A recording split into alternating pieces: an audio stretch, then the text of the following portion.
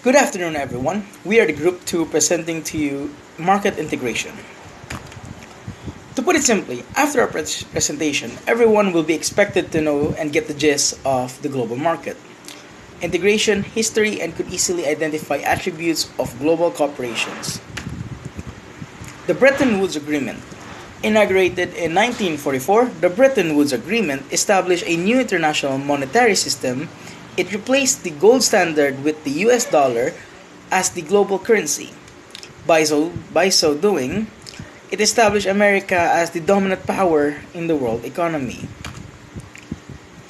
International financial institutions, we have the IMF, WBG, and the WTO. Please have this short time to familiarize each meaning of those acronyms I just mentioned as we will tackle them one by one after this slide. Now we will tackle International Monetary Fund or the IMF. The International Monetary Fund or IMF is an international organization that promotes global economic growth and financial stability, encourages international trade, and reduces poverty. Quotas of member countries are a key determinant of the voting power in IMF decisions. So good afternoon everyone, I am Jessica Giselle Bonilla and I will be discussing the World Bank Group. And later on, I will also be tackling the attributes of a global corporation.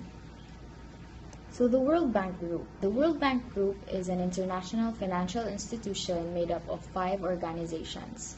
This institution provides loans, grants, and assistance to end extreme poverty and promote shared prosperity.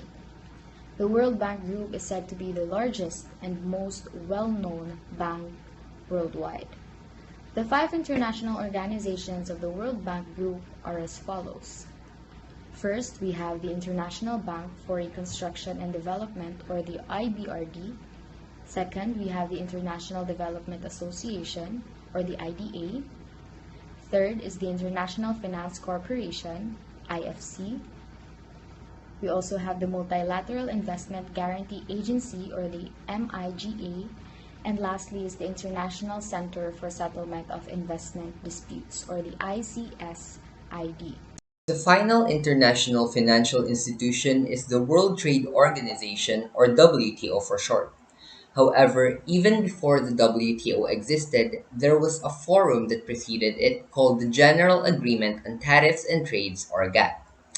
The GATT was established in order to eradicate restrictions regarding the use of currency in international trade among its members. It was signed in 1947 in Geneva by 23 countries. However, it only took effect a year later after World War II.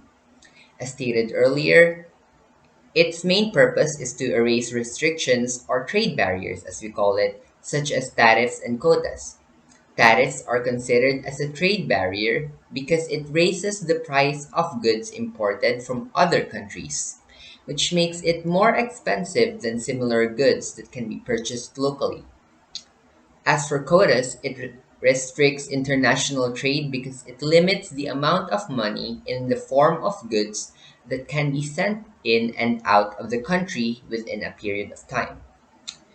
In 1995, the GATT was replaced by the WTO, which expanded its functions. While GATT was only focused on goods, the WTO was also concerned with the services. And while GATT was only a forum used to perform meetings among its member countries, the WTO is an official organization.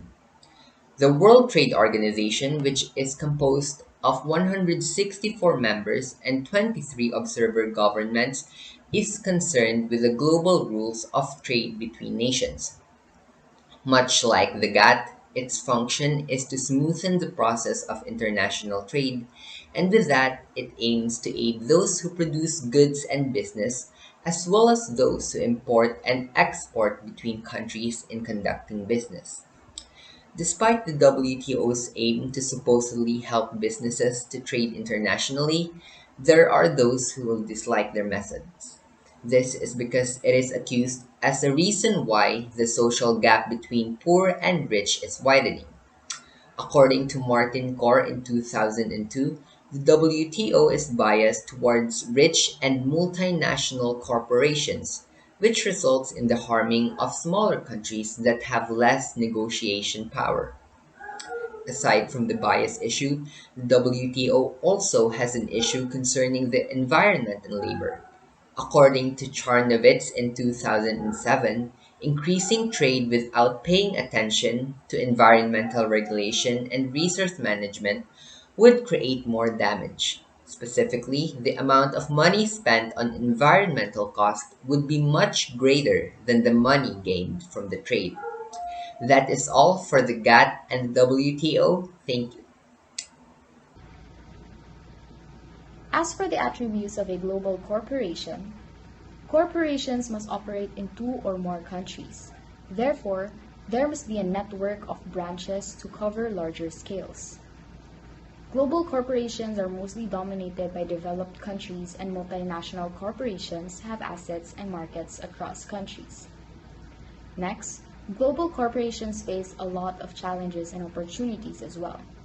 Examples of challenges are unfamiliar cultures, language barriers, cultural differences, and the like. As for the opportunities, these are opportunities that refer to mastering marketing, organizational communication, franchising, and working in foreign languages. These challenges and opportunities are a great help when it comes to integrating a certain institution or business. And lastly, global corporations are expected to follow country-specific restrictions. Global corporations also have disadvantages and advantages. This time I will be discussing those advantages and disadvantages. So for the advantages of global corporations, one is chapter labor. So this is when corporations operate in other countries or people from one country or area move to another area in pursuit of work. Next is the tax cut, which means to lower tariffs to attract foreign businesses. And third is a broader market base. This involves an increased chance of having more customers globally. The more customers gained globally, the greater chance to develop and adapt to them. And lastly, we have job creation, which is caused by more branches having an increase in employment opportunities. For the disadvantages faced by a global corporation, potential worker abuse, threat to local business, and loss of jobs are present. Potential worker abuse. Due to the demand of people for jobs, businesses can take advantage of job-finding people to employ them with lower salaries and benefits. People are given limited supervision and guidance, which makes them prone to abuse. And we have here the threat to local business and loss of jobs. So, just a quick recap of what we have learned so far. In 1944, the Bretton Woods Agreement was inaugurated. In 1945, the International Monetary Fund was formed and the World Bank Group was aiding war-stricken countries. In 1947, the General Agreement on Tariffs and Trades was signed, and in 1948, the GATT took effect after World War II. And lastly, in 1995, the General Agreement on Tariffs and Trades was replaced by the World Trade Organization.